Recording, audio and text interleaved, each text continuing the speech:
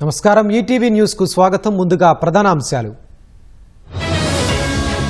కొత్త సీఈసీ ఎంపిక కోసం కమిటీ భేటీ, సుప్రీం నిర్ణయం వరకు ఆగాలన్న కాంగ్రెస్.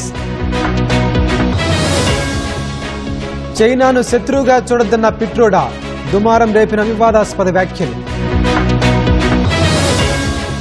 సౌదీ అరేబియాలో రష్యా అమెరికా చర్చలు, ఉక్రెయిన్ పాల్గొనబోతున్న జెలెన్స్కీ.